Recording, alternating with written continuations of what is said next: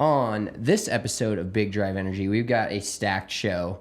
We're going to talk about the 3M Open this past weekend. We're going to talk about a cheating scandal in golf that hit the Canadian Tour. Yeah, but it rocked the whole golf world. Yeah, that's what I was going to say. It was big on Golf X Golf, whatever we... Nuclear golf? No, we used to call it Twitter, but now it's X. Golf X. Okay. And there's a shocking video of kids ripping up a green. We're going to get into that. There was another insane ball situation. We like to talk about balls on this podcast quite a bit. In the Korn Ferry Tour event this weekend, Tiger Woods is accepting a position on the PGA Tour board, and we're going to do a Fairway or Fore. So we got a loaded show. We're back in studio for the first time since I became a father of one, which has been a fucking riot. Mitchell lives with me now.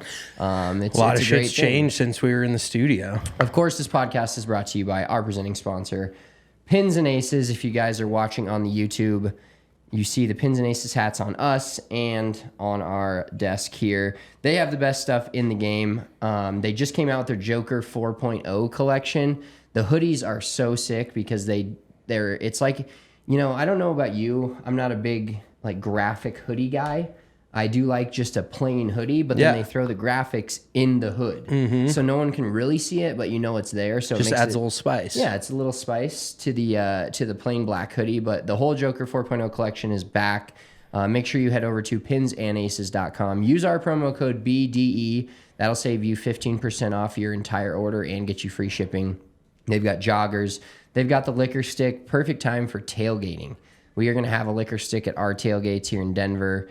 It's just the best way to drink. My girlfriend just put her liquor stick together today and played 9 holes, said it was fucking awesome. Oh, her and her friend were ripping shots out of it, having a blast. Birdie shots out of the liquor stick. You just throw a driver head cover on it. I was like, you got an extra driver head cover? You just throw it on there. Nobody knows. An extra Pins and Aces driver head cover. Correct. No less. But they got the liquor stick. They got the beer sleeve. They're making a bunch of custom merch for us, so make sure to check that out on our different websites, thednbr.com, allchgo.com. We'll be releasing one at the end of this month, and phnx.com, gophnx.com. We'll have some Pins and Aces merch throughout all the markets, as well as some BDE merch coming out. So love that. Stay tuned. But pinsandaces.com, promo code BDE. All right, let's tee it up. Another... first of all, let's get into what is it like to live with me? I was going to ask, okay, so yes, let's get into this last week or 2 weeks, because our last show was the live stream after the Open Championship. Yeah, so it's been about 10 days. The Harmonator with the dominant finish at the Open Championship. Yep, real boring coming down the stretch there, along with this last week's tournament, which we will discuss. But yeah, I got back into town on the 17th of July. So I've been living with you now it's exactly 2 weeks today, I think. So I want to ask you, let's just air it out. Cause we haven't lived together since in about 10 years. And I'm only planning on being there for 2 months, which helps. We know this isn't really... I think we may have some more issues with each other if we knew this was a long-term thing.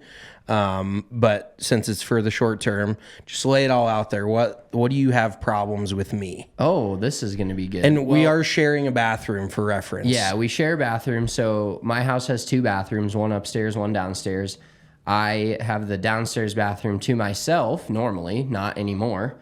Correct. But no, I actually don't have... Mitchell's a pretty good person to live with. He's changed our lifestyle a little bit in terms of normally at night we're what do we want to eat for dinner? And then we just decide to order food. And Mitchell's always well, I can go pick something up from the store. Oh, he calls Whole Foods the Amazon store. That is probably the fucking funniest thing that has come of him living at our house is he says the Amazon store. Well, when they ask you to swipe your Prime card, it's basically Amazon. I don't think there's really that much of a difference.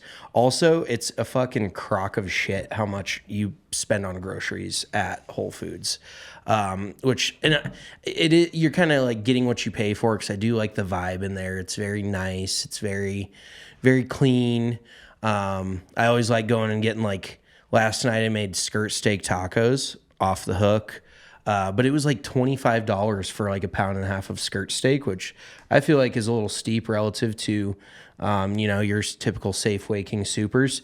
But it basically is Amazon in store form. So I just started calling it Amazon by accident. Now you won't let me call it anything but Amazon. No, it has to be Amazon because he's the first slip up was when he said this Amazon bread sucks. And that sent me to, did you fucking order bread from Amazon and have it delivered here? And then after a while, it came to fruition that he had went into Whole Foods, but called it Amazon. No, the only issue I really have with you, and I had this just like surfaced the last hour or so, is my bathroom that we share together is, first of all, he fucking sets his towel on the fucking towel rack like a lunatic. Oh, like, okay. He doesn't fold it back up. Marissa, is your mic on? I want your opinion on this because he wants, right after I shower, he wants me to fold my towel and put it back on the rack. Like, that's not letting it sufficiently dry, correct? No. Would you? Okay. Because he goes, well, because I like lay it open like on across the rack and let it dry. And then the next time I walk in there a couple hours later, I fold it back up once it's dry and we're good to go. But he thinks you should just fold it up right afterwards and put it there like you never used it. Well, then it gets wet and moldy. Yeah. And then so it smells. you have to let it air out. I don't. Let's fucking shut her mic off. Wow. No, but they may be right, but You're just particular about how you like. That's what's funny about you, I think, is for the most part, you're pretty much a fucking wreck. Like, you throw all your shit all over your room. You have your own separate like office, which is basically just your closet. You have like 800 hoodies. You have all this fucking clothes. I'm living in like a closet that's like a fucking, I'm not saying it's not my own fault, but I have like one of those Target things that you fucking build that's like $30 and you hang your clothes on it.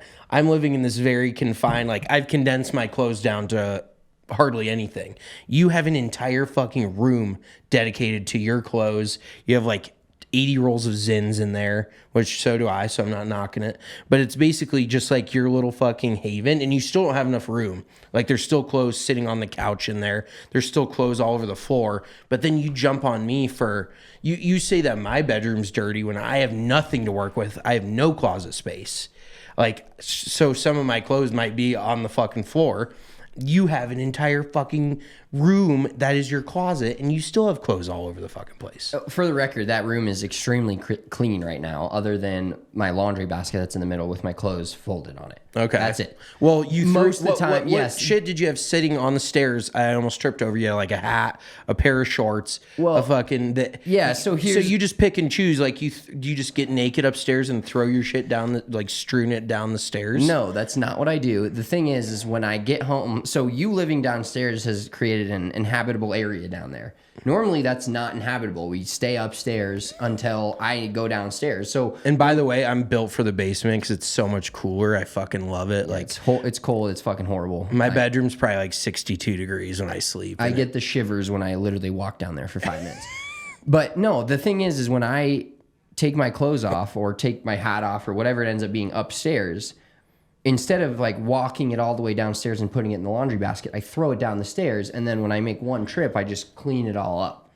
And so normally that's not an issue because I just close the door that goes downstairs and nobody sees it, it's gone. Okay. But when you're living down there and you get, stuff's getting thrown down the stairs, I can understand where that's a little bit of an issue for you. Yeah. But my biggest issue, the towel thing aside, is we have a very small sink with a very small vanity, whatever you want to call it, counter space. And today I go in the fucking bathroom and you got 2 hats hanging on the top of the sink. You've got your toothbrush over here on the counter, which drives me insane. Fucking put your toothbrush in a little holder or something. You've got your toothpaste next to that, and then you've got your lotion next to that. Then you've got your deodorant over here on the right side. Then you've got your comb over there on the right side. Next, literally the entire mini countertop is covered in your shit when it can all fit in one cup that I put for you right next to the mirror. That is fair, but okay, you don't brush your teeth down there. You only fucking shower down there. So what are you doing? Like, and the other thing that you do fucking drives me insane is you shave your face and just let, like, you clean it, you like try to clean it, but then it's still, there's hair sitting in the sink, and that's even fucking worse. You might as well just leave it all. If you're not going to get all of it, just fucking leave it. I'll just wash it down the sink. Well, the thing is normally when I shave, it's like a kind of an emergency. Like I'm fucking going fast. You like, can I tell need to get looking at your somewhere. face. It's My face looks great. You fucked up and shaved your goddamn face and look yeah. like Farva, so I don't want to hear it from you. I always like to get the trimmer out after a few vodkas and then see where it takes me. And it just took me all the way home. And then I was like, shit. I almost left just the goatee, which looked even fucking worse. So I can't. I will never shave my face again. Even with my Manscaped razor, I will never clean shave again. Yeah, because it's I look not- 12 and I have 3 chins. yeah, I have 87 chins. So I wasn't super stoked about that. But sometimes you just need like a clean slate. Getting back to trimming, I understand that it's an emergency, but it's not that hard to fucking just take a Kleenex, wipe it out of there. So is that it? Is that all you got? Yeah, you're really pretty good at cooking. He mopped the floor the other day. He swept the kitchen. He plays with our dogs, which is sick because we don't really have time. You didn't throw the ball for it. So Yeah, for, oh yeah, absolutely. Dude, and that's another thing.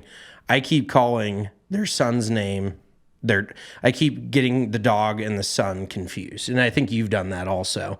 We both called Joker Sawyer and vice versa. Yeah, when my son is yelling, I yell Joker because I immediately, like when I get annoyed with someone yelling, I think it's my dog pissing me off. Yeah. No, well, and we also went and got Spencer a fire pit last week. So now he's a big fire guy. We've been doing fires in the backyard, making oh God, how is this slipping my mind right now? Making s'mores. S'mores are fire all the time.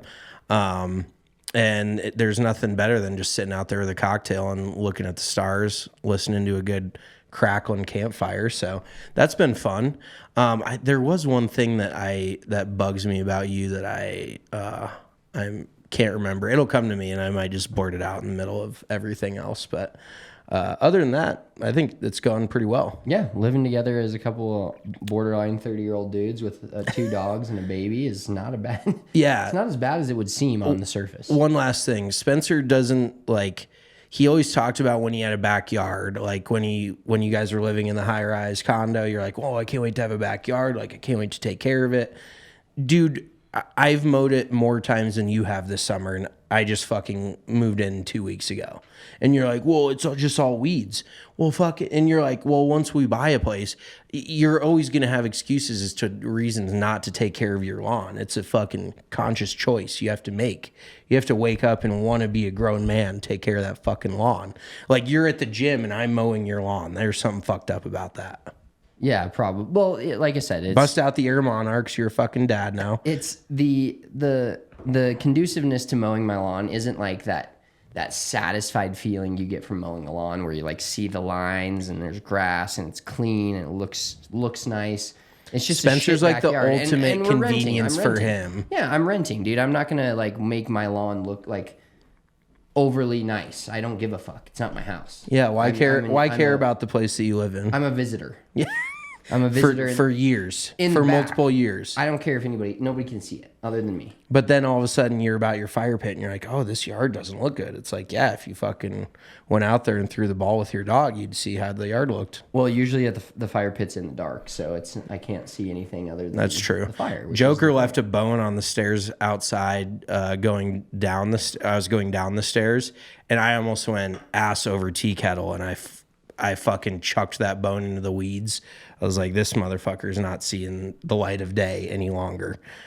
Joker just likes to leave his stuff in the most inopportune places. And the other thing with him is he walks in front of you when you're carrying things. Like, I'm fine with him walking behind me, but I've kicked him in the head, like, on accident so many times and just, like, accidentally swiped him when I'm, like, moving. I'm like, bro, you got to give me my personal space. He just doesn't understand that yet. Yeah, he does not understand personal space. He's dealing with the whole crying kid and up Yeah, at he's 2 no a.m. longer He's the not- main character. Yeah, he's not. He's supporting cast. Yeah, he's not a fucking fan of that. Exactly, supporting role here. Should we talk about a little golf? Yeah, let's talk some golf. There's a lot to get to. Well, I want to talk about my golf real quick. Well, before we talk about your golf, let's talk about what we've been eating at home, other than when you cook, and that's factory meal kits. I'm like, sounds like it's an ad read, obviously, but it's legit. already ordered my like second box. We got some boxes to try, and I've already ordered it for the next couple of weeks moving forward. The smoothies are awesome. Smoothies are fire. Shrimp Creole was my jam. The shrimp Creole was great. The pork chop was great. The vegan mushroom marsala. I'm not a vegan, but I don't eat or drink dairy. So vegan things, I want to always order a vegan item on the menu at a restaurant, but then add meat to it. But that looks like the most contradictory thing in the world. I love meat. Big meat guy. Not a big dairy guy. So the vegan mushroom marsala was really good. The smoothies, I had one every single day. Ordered that. That's a little add-on pack you can get. But Factor is America's #1 ready-to-eat meal kit. Can help you fuel up fast with flavorful and nutritious ready-to-eat meals delivered straight to your door. It's super nice to have lunch every single day without having to make a sandwich or do something, else other than the thing that sucks. Our microwave is horrible at our house. We didn't even have a microwave. I stole it from the office. But our microwave says 2 minutes. Ours takes like 3, so I just put it in the oven. It takes 10 minutes in the oven, and it's just like it's so much easier to do that than make lunch every single day. And when you portion it out, like it seems like a lot when you buy a meal kit. You're like, that's a lot of money. But then I go into Whole Foods and Amazon store and spend $100 on one meal or 2 meals that get me through like a Sunday and a Monday. So really like $100 a week or whatever it ends up being feels like a lot on the surface, but you have lunch every single day. You have a quick dinner. You can customize it 8, 10, 12 meals. You can get the smoothies. There's a whole bunch of other stuff you can get. So make sure you're checking out Factor. They have grilled steakhouse filet mignon, green goddess chicken, bruschetta, shrimp risotto, all ready in just 2 minutes. Allows you to, and there's a lot of different things you can choose as well. There's keto, there's calorie smart, there's vegan, like I talked about, protein, and they even have breakfast too. They have bacon and cheddar egg bites, potato bacon breakfast burritos. Jesus, Breaking breakfast. And you basically, it's just like it factors not only like I used to have a meal kit that's not even a thing. I think it actually turned into Factor, ironically. And I got off the meal kit game, but now I am fully back on the meal kit gang. So make sure you use code DNVR50 and you're getting 50% off your first box. And I promise you, no matter how much you have to pay going forward, you're gonna keep getting Factor. It's 100%. Well, and especially now when I go to Whole Foods, it's $100 for a bag of groceries. Like whatever you're spending on Factor is much more efficient and costing much less than cooking yourself. I enjoy cooking myself, and I still like Factor just because it just makes sense. It's just so much easier. Yeah, like cooking for yourself is a good dinner item, and Factor is good for dinner if you get enough meals. But like lunch every single day, and it's just something quick. Up, boom, yeah, and it's healthy. It's good for you. It's fresh, never frozen. It's just awesome. It's the best. Great. And of course, what do we wash our Factor down with is a little Breckenridge Distillery Breck Bourbon, the official bourbon of the Denver Broncos. I was at Denver Broncos camp today, and all I could think about was how I needed a Breck Bourbon the entire time. It's the world's highest distillery, founded in 2008, and they're widely known for their blended bourbon whiskey, high rye mash, and American style whiskey. And it's Breckenridge Bourbon is one of the most highly awarded craft bourbons in the entire United States. They have 3X icons of whiskey and 9-time winner of the best American blended whiskey at the World Whiskey Awards. My favorite is just the rum cask. I like the white lid. I don't know. My alcohol consumption a lot of the times is fueled by what a bottle looks like and that gets me there. Absolutely. It has to taste good, which Breck Bourbon does, but the rum cask finished bourbon is by far my favorite. And they've also got Ricky cocktails. Now the canned cocktails are just like all the rage. I was thinking the other day, like when we started drinking canned cocktails and like Trulies and White Claws and all those were a thing-ish, but not really. And like when we were 15, 16, there was no such thing as any of these canned cocktails. You had to mix your own drink. You had to go into your parents' fucking liquor cabinet, pour some out and mix it with a Coke or a Diet Coke or whatever you're drinking. But canned cocktails are the way to go. We're going to have those at all our Broncos tailgates this year, along with the Breck Bourbon out of the liquor stick from Pins and Aces. So make sure to check out BreckenridgeDistillery.com. Breckenridge Distillery, although a Colorado product, is available in all 50 states. You can get home delivery of award-winning Breckenridge spirits at BRECKENRIDGE distillery.com. All right, golf talk. Golf talk. The 3M Open, another turd of a finish. Who, like Lee Hodges? He's an Alabama guy. That was about Nick Saban called him. Oh, okay. And Nick Saban called him after the win, and he said he was more nervous talking to Nick Saban than he was in the entire golf tournament. Wow, that's pretty crazy. I feel like Nick Saban would have a pretty good relationship with the golf team, considering Nick Saban gives me like big off-season golf vibes. Like he's got that what's that hat? Kind of the cowboyish, like not cowboy hat, but the brimmed, like, you know, that golf hat that old dudes wear. Like the soaker kind of. Yeah, exactly. I can Aussie see him. hat. I don't know what to call it. Yeah, it's like a straw hat, kind of shaped like a cowboy hat. I could just see Nick Saban out in Tuscaloosa in like April or May, just playing 36 a day. I feel like that's kind of his jam. So I'm surprised Lee Hodges didn't meet the guy while he was at Alabama, but it's really no surprise because Lee Hodges, being an Alabama product, they just keep putting out winners. You know, they've had so many guys that have been on tour, and it was kind of like a out of nowhere type of thing, but I feel like he's kind of been building up for this to get to this point. And it kind of goes back to what we were talking about after the British Open is even these tournaments, if I would have told you Lee Hodges won by 7 before this tournament started, you'd be like, who the fuck's that guy? You know, like it's just going to show you week in, week out that anybody can win every single week. And it makes it that much harder to bet on golf, like we've talked about. So I've been in the fucking weeds. I've been terrible at betting golf. And I barely snuck out a dead heat top 10 with Emiliano Grillo. You got a top 10, Cam Davis. Top 10 in there, Cam Davis. We also had a heartbreak of Garrick Higo missed a 2-footer, which was plus 600 to top 10, which he was T8 at the time. But I think it was plus 800. No, it was plus 6. Oh, okay. But it was an absolute birdie fest at the TPC Twin Cities. And didn't that course look like, I actually like the looks of the course, but even we were watching and Kylie goes, that just looks like the most like suburban golf course. And it really, like, nothing was too exciting about it by any means. I actually watched more of the golf this week than I had, like, just for any other plain, you know, kind of run-of-the-mill PGA Tour event that wasn't a major. And it was fun for the first few days when everybody was pretty bunched up because there's so many guys stacked near the top, but then frickin' dude just separated himself and never looked back. And it was kind of, there was a shot on the front 9 on Sunday. I think it was like number 6 was the par 5. And he was playing with JT Poston, and I think Poston started 5 shots back of him. And so Poston hits first and hits it to like, they're hitting their second shots on the par 5. He hits it to like 30 feet, and then he steps up and hits it to 6 feet. And so dude makes eagle, Poston makes birdie, and then so Poston's like, I can't gain any shots, and you could kind of see Poston starting to like press and get frustrated, and he wasn't making putts. But when you're trying to come back from 5 shots, you know, that's a fucking huge deficit on the PGA Tour. So yeah, Lee Hodges just put on a clinic there, and it's not that I didn't like the golf course or the tournament, but ironically, the Open Championship finished somewhat the same way.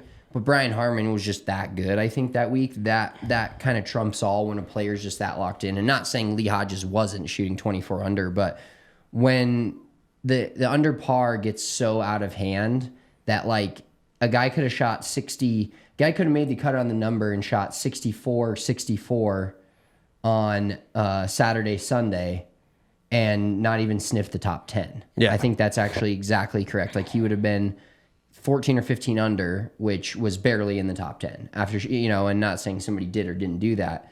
But when the birdies get so out of hand and the guys get so low under par, it makes not necessarily hard to watch when you got guys that are close, but when it's, you never expected Lee Hodges to just start making bogeys. Yeah. Like, that was a course that nobody comes, like, once you're there, once you're at 20, 21, 22, I mean, he shot 4 under on Sunday and it was pretty clinical and he made a few bogeys, but it's not a course or a tournament that just lends itself to allow any comebacks. And ironically, Tony Finau came back from 5 last year and won it, but it was Scott Piercy. I mean, it's a guy pissing down his leg. Yeah, it's just a guy that with just an all-time absolutely collapse. had a collapse. But no, shout out to Lee Hodges, big time win. He started the year, or started the tournament outside of the top 70 for the FedEx Cup playoffs. Now he's 33rd. Firmly inside that now. Got a win on his name. Dude, he only has 3 career top 10s on the PGA Tour. That's crazy. And he's played 65 events, so it's not like, I mean, he's had basically, 2 full seasons, and he has 3 top 10s, and then he comes out of nowhere and wins by 7. Like, that shit's just insane. That just goes to show you that any of these guys that get hot can just boat race the entire field and come out of nowhere. Like, do we know what his odds were to win last week? Probably. I don't know. I can probably find that though. Probably something. Let's guess before we look it up. I bet he was plus 6,500. I bet he was plus 10,000. Oh, okay, that's even bigger. Let me see here. Hideki Matsuyama was the favorite to win it at 12-1. Yeah, that didn't go very well. Well, he shot 7 under the first day. No, he's had some decent finishes, but he's just not where he was. Like, it feels like he's a little bit over the hill. After, I feel like he peaked when he won the Masters, and I wouldn't say it's all been downhill from there, but He was 80-1. So plus 8,000. Yeah, this is God bless America. I know. We've almost had a 100-1 winner already. But see, then I feel like we throw him on the card, and we just get ridiculed. Like, that's it. Who's gonna pick fucking Lee Hodges of all people? There's no connection. He's not Minnesota. There's really no rhyme or reason for him just averaging a 65 for the week. So the dude is just super high level talent. Obviously, nobody can shoot 24 under. And actually, real quick on that topic, let's talk about the Korn Ferry Tour event that was this weekend in Chicago, because our guy Vince India shot 14 or 16 under for 4 days and finished not even inside the top T21. T21. That you got to shoot 6. What? That is fucking insane. And I understand that course wasn't very hard, but to shoot 16 under for 4 days and hardly crack the top 25 is disgusting. Like, there's weeks where I honestly feel like the PGA Tour is more competitive, or I'm sorry, the Korn Ferry Tour is more competitive than the PGA Tour, because all those dudes are so fucking hungry. Like, not every single dude on the PGA Tour is that hungry. Every dude on the Korn Ferry Tour is that hungry to get to the PGA Tour.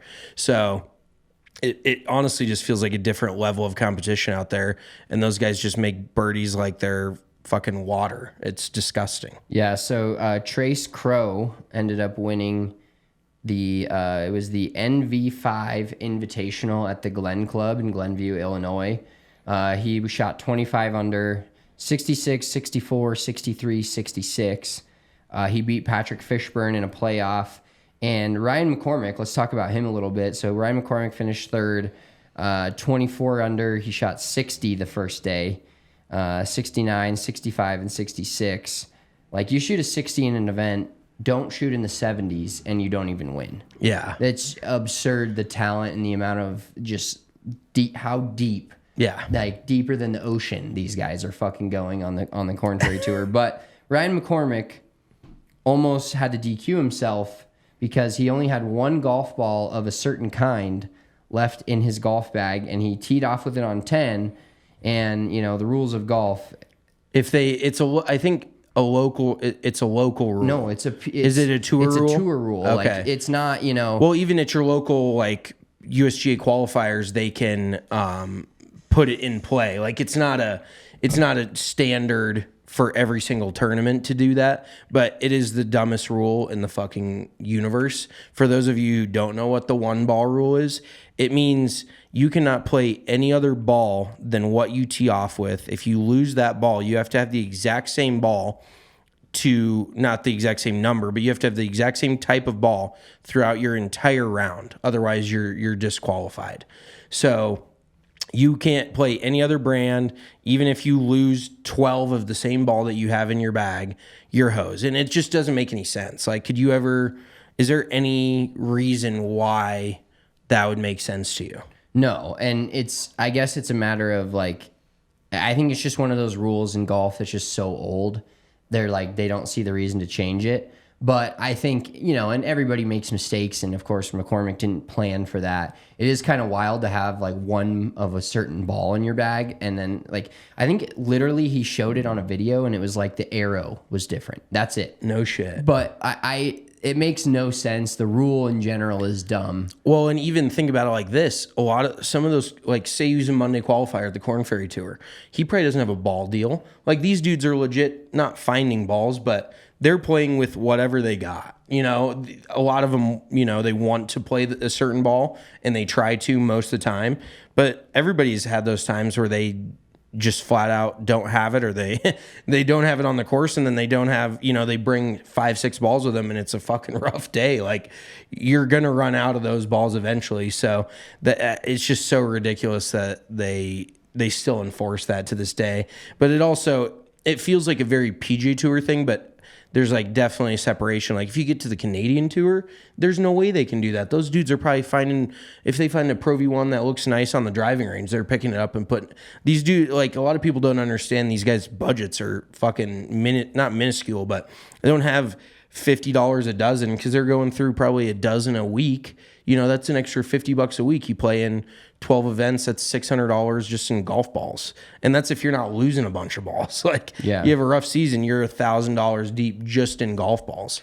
So it's just a little bit ridiculous at this point. It makes no sense unless you're playing the exact same ball as somebody in your group or they're trying to differentiate it like that. But overall, thank God that dude didn't lose a ball, because for him to be in contention like he was and possibly be DQ'd because he didn't have the same ball on him is just fucking ridiculous to me. Well, yeah, I can't imagine the nerves and the feeling. You're already like, he's on the Korn Ferry Tour, so he's working up to get to the PGA Tour and trying to become in the top 30 at the end of the year to get that tour card for the next year. And then you all of a sudden see that, like, the pressure that had to have mounted. I would have been fucking bunting I would have hit like 5-iron punches the rest of the round. Yeah. To make sure I just finished the round, because he shot 60 the first day. Like, it's not like the dude's maybe making the cut. At that point, you're like, fuck it, I'm going to, send it. No, like even a $30,000-$40,000 check could mean this dude can keep going for another 3-4 months, So it's a huge difference. Like that could have literally like made or broke his potential golf career. Like, yeah, and I have to actually give a shout out to him for being so honest about it. Yeah. Like I could understand if it was literally like a Titleist Pro V1 versus a TaylorMade TP5X. Like that part you can't really, if somebody would have found out, obviously they would have, could have called him on it and fucked him. Yeah. But the fact that he like said something about it and knew, that's honestly beyond me. I don't pay enough attention in general. But like if I had a Pro V1, 2 different Pro V1s in my bag, I wouldn't think any different if I hit one in the water and pulled out another one and started. You know what I mean? Like it would be it was extremely like very golf etiquette, fine print bullshit. Yeah, that he was aware of and just was like straight up about. I'm not saying I'm a liar, but like I would have fucking not said anything about that for sure. Yeah, I wouldn't have either. There's definitely harder ways to cheat in golf than just playing a different ball and saying that was the ball you've had the whole time. Yeah, like you could change your score on your scorecard. Yes. Speaking of that, you could flat out fucking erase your score on a scorecard and then sign it and then pretend like it never happened. This has got to be one of the most insane stories we've seen in golf. Like this week in golf, the tournaments themselves were super fucking lame, but the stuff that happened around these tournaments is absolutely absurd. So Justin Dodden, he confessed on Monday that he cheated at Tour Canada's Ottawa Open. So this is from Tour Canada, PGA Tour Canada. Yeah, PGA Tour Canada. This is from Golf Week, so if I'm quoting anything, that's where it's from. Well, and it originally came from Monday Q Info because he does a lot. For those of you who don't know who Monday Q Info is on Twitter, he's basically like the mini tour guy that has all the connections. He's basically got everybody's contact info. They all reach out to him with a story. So I think he kind of broke this story because he had players reach out to him. They actually give him credit. So I'm going to go to his article now, mondayq.com. Erase the Memory is the title of this article. And so I'll just read the first excerpt from it. So 2 players were having lunch after the second round of the PGA Tour Canada event in Ottawa on Friday when they noticed Justin Doden was listed at 3 under on the leaderboard. One of the players had played with Doden and watched him make a 7 on the par 5 home hole to finish 1 under, a shot off what would become the cut line. The players notified the rules officials of their concern, assuming it was a live scoring issue, not unusual on a developmental grind. The officials pulled Doden's card and noticed that the 7 he had made on 18 had been erased and placed with a 5. Doden, a 28-year-old who played collegiately in Minnesota, turned pro in 2018 and has played 1 PGA Tour and 1 Korn Ferry Tour event. Spent most of his career on the Canadian Tour, having played 43 events there. He has 2 third-place finishes. Before Ottawa, he had played 2 events this year, missing the cut in both. He also played the Latino America Tour, losing in a playoff at the Tour Championship and finished 16th in points. So this guy is desperate. Yeah. Clearly the dude is panicking. His golf career is on a life. It's on oxygen right now. Like, he is probably running out of money. And honestly, you kind of feel bad for somebody that's in a position like that they feel that desperate to make the cut. And it is such a butterfly effect, because think if they don't notice that and he gets through and then he like makes a run this weekend and 2 years from now he's on the PGA Tour. Like, that is the craziest shit. And that's the thing with golf, is everybody knows if you play golf, you know how one round can be flipped by one shot, or 1 week can be flipped by one good round, and then a good week becomes a good year, and then a good year becomes a career. You know what I mean? So these guys, like, they're looking for literally anything. They're looking for anything to catapult them into that next level. Like Tony Finau, I always go back to his example, but you watch the dude go from strictly basically mini tour golf to the PGA Tour in 3 years. He got his PGA Tour Canada card, finished top 30 there, got his Korn Ferry Tour card, finished top 25 there, got his PGA Tour card, and now he's made, 20, 25, $30 million on the PGA Tour. So it is crazy, just the fine line that is between the guy you see grinding on the range at your home course that, you're like, are you really a pro? And the dude that's out there making millions of dollars on the PGA Tour. So I do feel bad for the guy. And it really is just sad when somebody feels like they need to stoop to that level of cheating in order to compete, especially at the pro level. Like, we watch plenty of people cheat in high school. If you're not cheating, you're not trying. I cheated in almost every high school event I played in.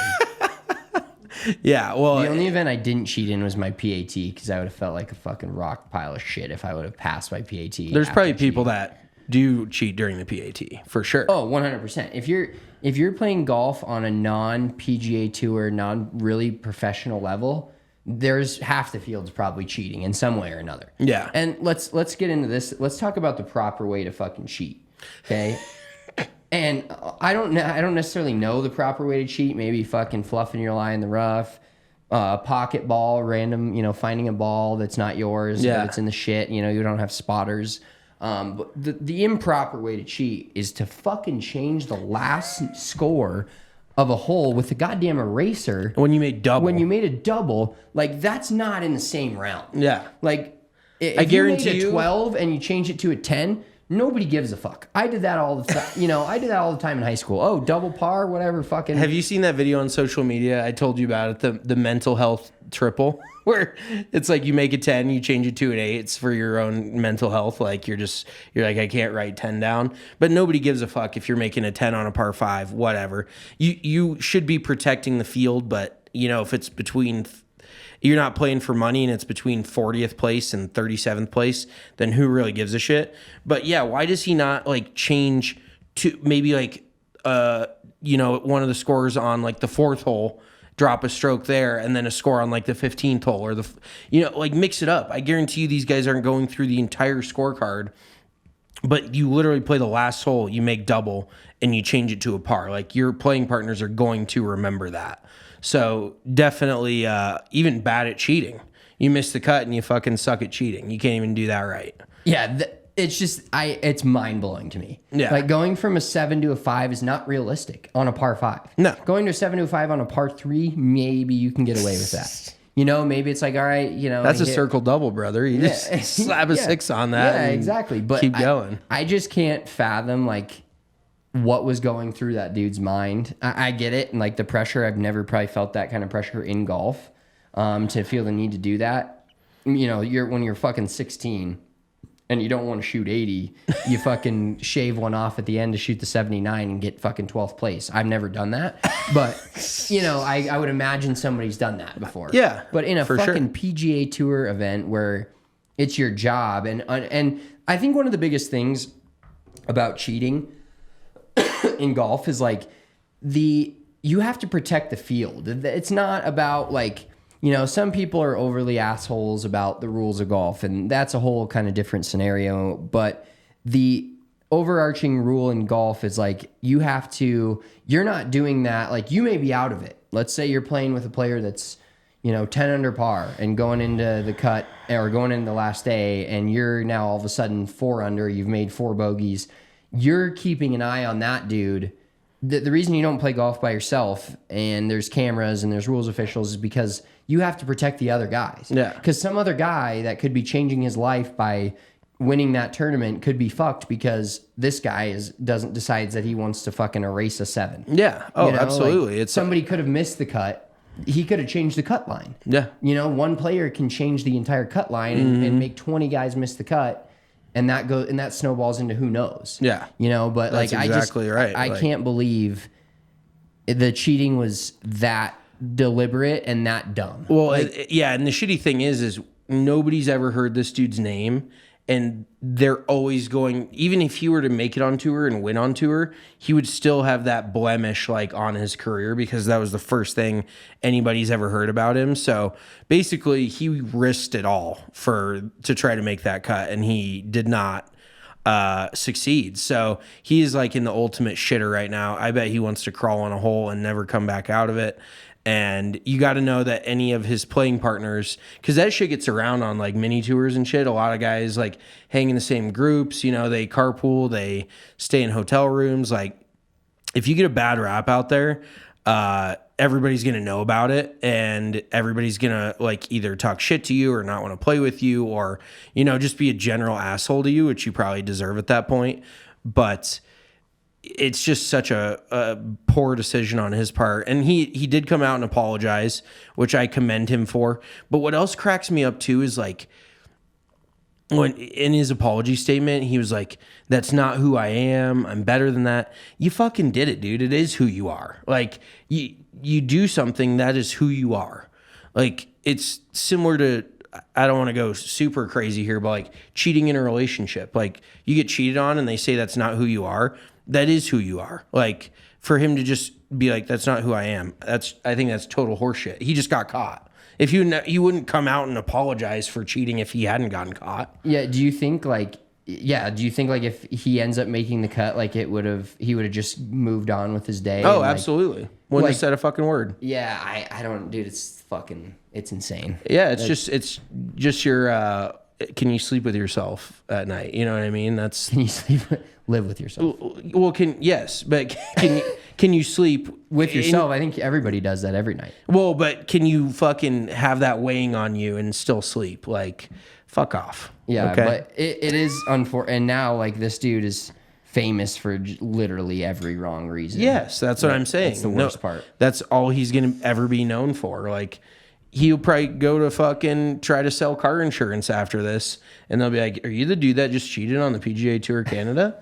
Like, this is like national media shit. Are you going to try to erase my current car price and yeah? Are you going to jack up my fucking deductibles? Like, what do we got going here? So yeah, it's a fucking wild scenario. Before we move on to a couple of golf course videos that we saw from the weekend of kids fucking destroying this green. I want to tell you guys about Burrito Express. If you're down in Arizona, Burrito Express has the best burritos in the world. Their breakfast burrito with the steak, potatoes. Not enough people put potatoes on breakfast burritos, and it's like a has to happen type of thing for me. You know, a breakfast burrito with just like some eggs and bacon and some cheese, which I don't do cheese. So for me, it's just like eggs and bacon. Not enough. But if you add the potatoes to the breakfast burrito, it makes it's peak essentially. So if you're down in the Arizona area, you have to try Burrito Express. Get there for a breakfast burrito. We stop there every single time we go down to AZ. Our first stop from the airport is Burrito Express. And their breakfast burritos are just phenomenal. We had them at our tournament. We're going to have them at every single PHNX golf tournament that we do down there in the Scottsdale, Phoenix area. So make sure you're checking out Burrito Express. Their Tempe location is right by the college. It's a great place to get breakfast burrito, lunch burrito, dinner burrito, late night drunk burrito. That's the best one of them all. So make sure to check them out, Burrito Express, as well as our friends over at Bet365.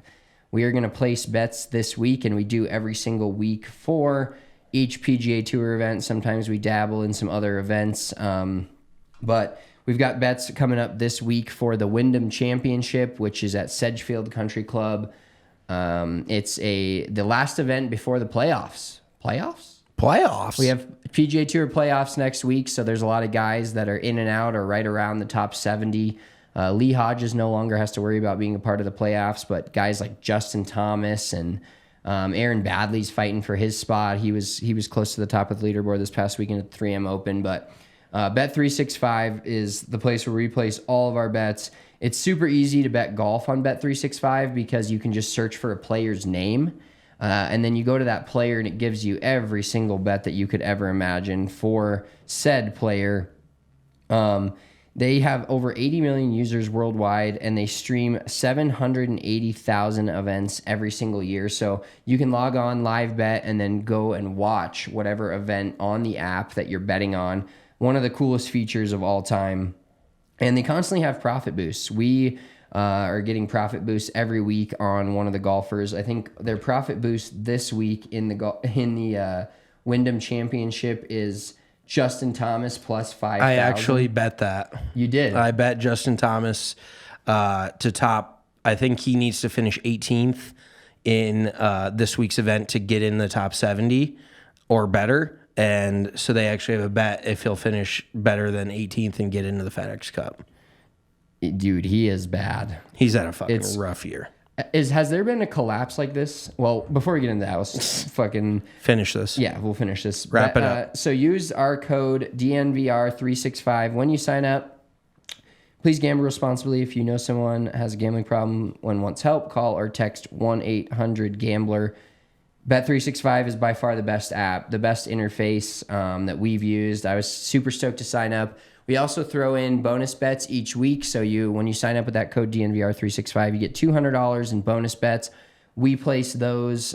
We place one of those each week on whatever we decide, usually plus 800 or more in that range to get us a free units. We want those free units. We're currently up, I think, 15 something on the year. We were up close to 40 at one point, but had a couple of rough weeks and have guys fighting to get in the top 10. But I've considered just betting guys top 20 because it feels easier and it's not as crazy of odds, but it's also more of a rush. I've never gotten so mad as betting golf and like tweeting out our picks and putting out our big bet energy each week as I do. Like I'm like berating some guy that's a million times better than me because we're betting on it.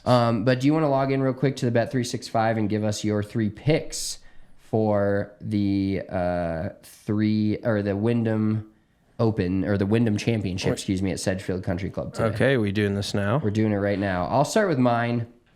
My 3 players this week are JT Poston, Siwoo Kim, and Kevin Streelman. So all 3, Siwoo Kim is plus 1,800 to win it. JT Poston is, log in here. This is good. Siwoo Kim is plus 1,800. JT Poston is plus 2,800. And then Kevin Streelman's all the way down at plus 8,000 to win. Streel's had a good week last week. Yeah, great week last week. And all Streelman and Poston are my guys that are in the category of like playing good golf right now, just dialed. Both of those guys are dialed in after last week. I feel like you just like Siwoo Kim. You just like to bet Siwoo. Siwoo Kim has had he's won here at Sedgefield before, like 2019 or kind of long ago.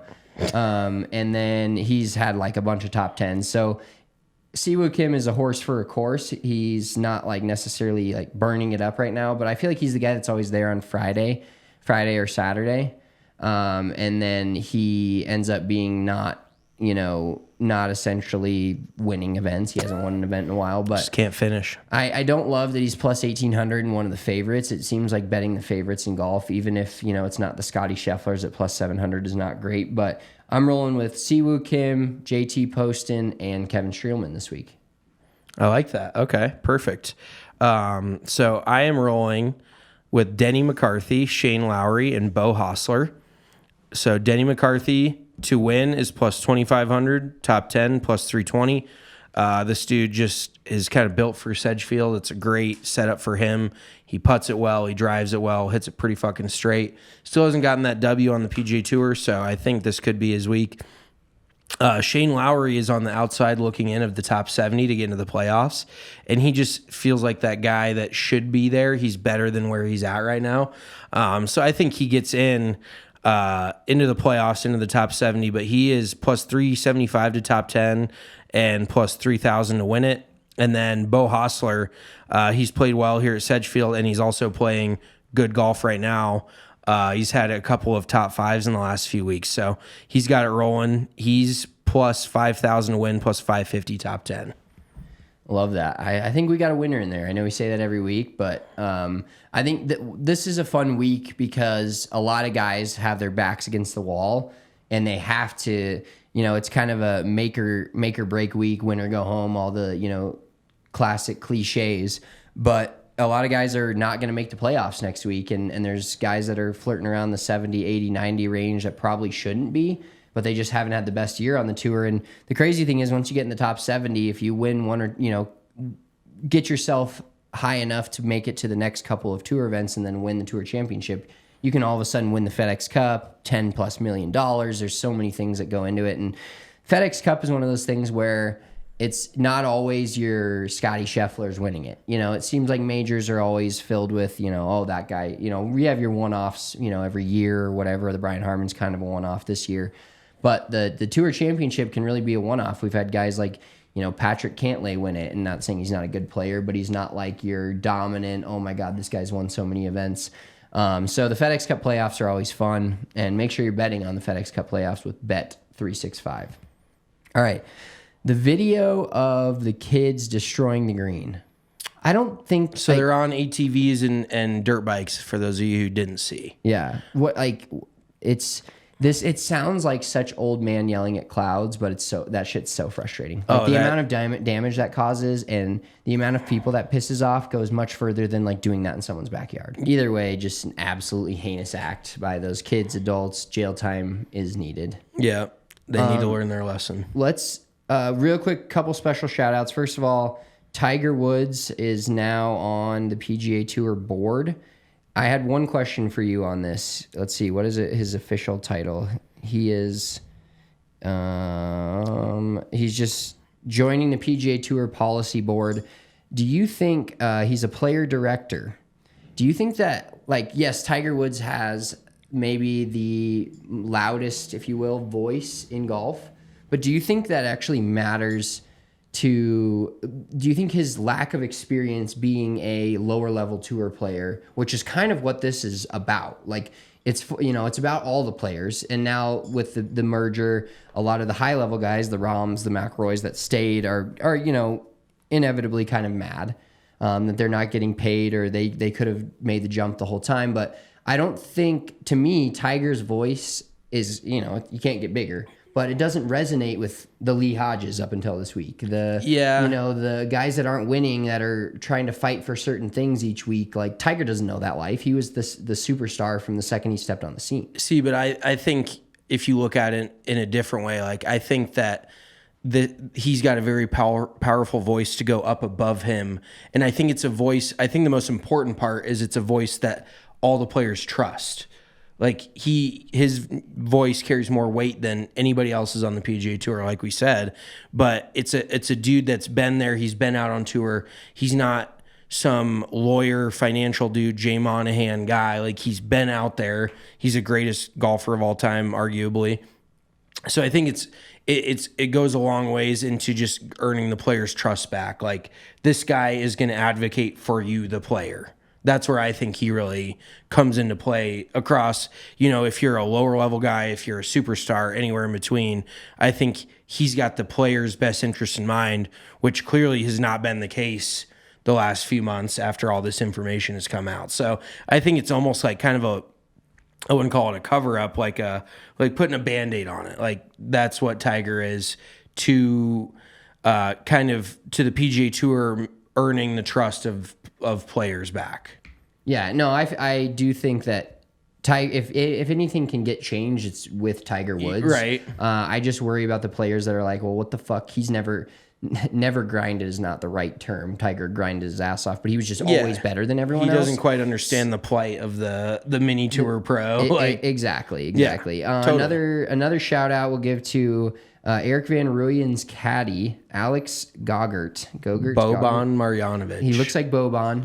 He Monday, if you guys didn't see this, he Monday qualified for the 3M. He was supposed to be on the bag for Eric Van Rooyen. He ended up Monday qualifying, and they put him together the first 2 days, which was a dope move by the PGA Tour. Yeah, very cool. Of course, it played like Rip Van Rooyen made the cut, and Gogger was like 7 or 8 over at some point. But he was also playing in untied shoes, which might be the most insane thing I've ever seen. I've actually seen some people like to have their feet be able to move around in their shoes. We actually had this conversation the other day.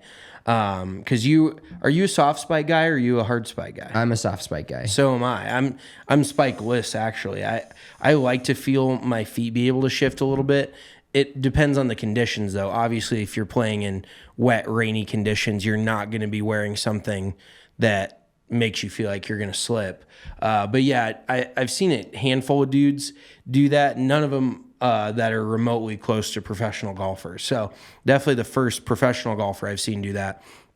The other thing that was funny is when I was watching their group, I caught, what's his name? I already forgot it. Alex Gogger. I caught Alex grabbing the flag a few times. Really? He reverted back to caddying. I think he may have tended it once or twice for Van Rooyen. So I think he kind of diverted back to caddying as opposed to playing. So credit to that dude. There is a lot of caddies out there that have a lot of game, and that's somebody you really do want on the bag. They're capable of going out and doing it themselves on the golf course. So pretty cool for him, man. And obviously he made less money. He probably lost money, if we're being honest, qualifying for that tour event. So shout out to him, though. It's always awesome, just those little stories, and to be able to play side by side with the guy you're on the bag for is badass. Yeah, and it's been like a 4-year period where they've been together, and also just that gives, I think, not that Van Rooyen needed it, but that definitely gives his caddy a lot more swag, and his caddy going into other events is oh, absolutely, he can play on the tour. It gives him some street cred. Yeah, and I wonder what the caddy situation turned into for both of them. Once Gogger qualified, I wonder who he got as his caddy. We need 2 caddies. Yeah, we're now we need to find 2 caddies. Yeah. So that was an interesting situation. All right, before we wrap this pod up, we're going to do a little segment of Fairway or Fore. We're bringing it back. We need to get back to these. It's going to be a are staple good. on the pod. It's not usually golf related at all. Do you want to start, or do you want me to start with my Fairway or Fore? I can start. So Marissa, is your mic on? Yes. Yes. Okay, perfect. So I think I'm a big seltzer guy. I like seltzers. I like a lot of different kinds of seltzers. I'll drink just about anything if you know me. I'm not super picky, but the one hill I will die on is that mango flavored seltzers are the worst tasting flavor of seltzer that there is. And I think by and large, probably the least drank flavor. And anything, just mango is not, I never grew up eating mangoes. I don't really love the flavor. And then when they get warm, they get this bitterness to them, and they just taste like shit. So my Fairway or Fore is mango seltzer's the worst flavor of seltzer. I would have to go with I would say no, just because. What's your least favorite then? You got to throw that out. Most of the seltzer, like I like the mixed berry ones. Those are fine. Those Can't are generally miss. fine. The lime are all fine. Yeah. Like lime's good with me. I like peach. I like watermelon. No, see, watermelon's my.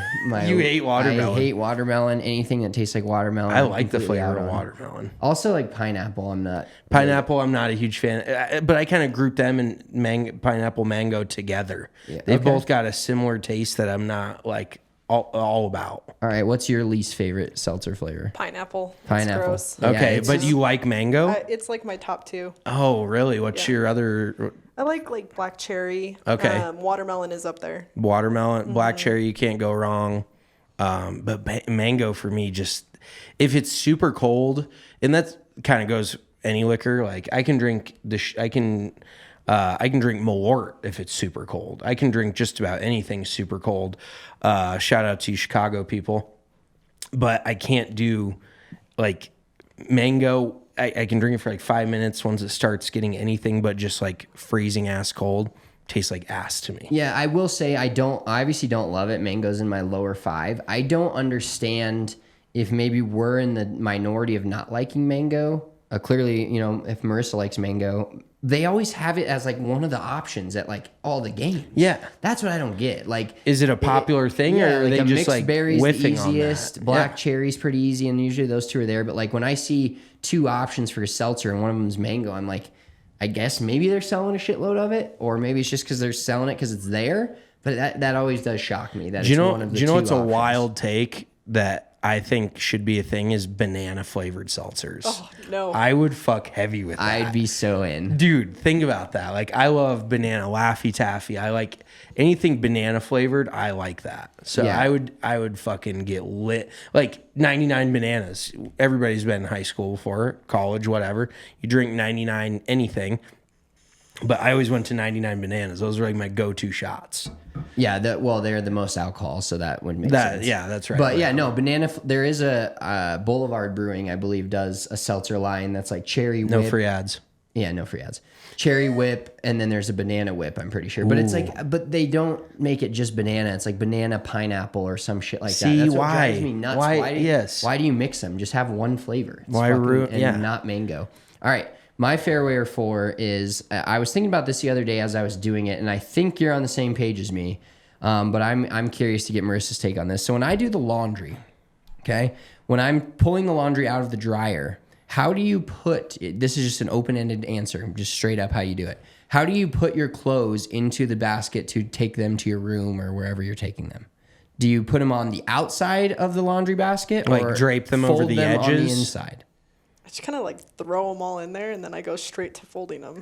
Oh, so you're one of those people that just like throws them in, lets them get wrinkled, and then brings them to the room. No, to be honest, I'm not gonna lie. I try to put as much in my arms as I can. I don't really use our basket. It's more of like a competition with myself, and then I take them to the bed. Okay, that's fair. That's fair. But like, See, I also real quick, I feel like females and males do laundry differently, and 100%. you know what I mean? Yeah.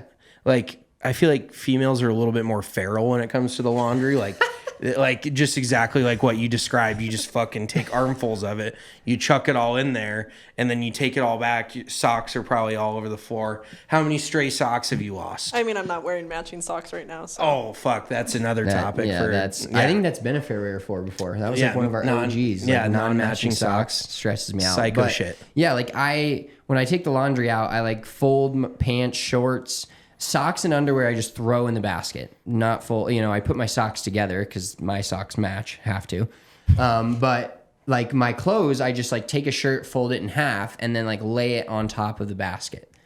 And I thought it was like, you do those things or you borderline think you're a psycho, but then I was talking to you about it and you do the same shit. So I don't know if that's just our DNA. I think that's or if what that's our mom. a normal I way think that's to- what our mom always did. If that's like a normal way to do shit. Like, how does Christian fold it? What does he do? I do all the laundry, but I was gonna definitely- say- All right, but so I he's de- not doing any laundry. But I hang it right away. So like I have hangers already. Like it's a plan. Like Okay. I don't leave them to get dry or like to get wrinkled. I immediately hang them up. I will say my basket of folded clothes does possibly sit there sometimes for a day or two. Oh, mine sits there for 3 to 4 days. Yeah.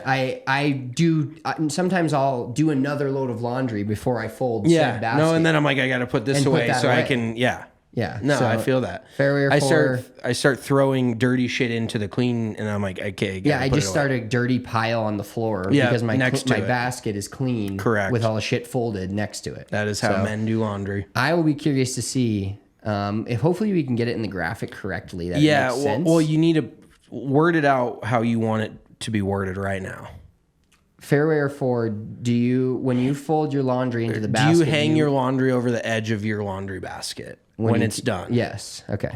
That's good. I think that's fair wording. We'll roll with that. Okay. Well, appreciate you guys all tuning into this episode of Big Drive Energy. If you're not watching us on YouTube, make sure to tune in youtube.com/Big Drive Energy. Every pod we do is on the YouTube you get to see our awesome faces, our Sweet Pins and Aces gear, and my amazing mustache. Mitchell's amazing mustache, looking like Farva out here needing a liter of cola. But make sure you're following us on all the socials at Big Drive Energy, at Big Drive Energy Pod on Instagram. Once again, Big Drive Energy on the YouTube. Enjoy the last weekend of the regular season in the FedEx Cup playoffs, or leading up to the FedEx Cup playoffs, rather, at the Wyndham Championship. A lot of guys' careers will be changed this week for the good or for the bad. So make sure you enjoy that tournament. We'll talk to you guys next week before the first week of the playoffs. Playoffs? Peace.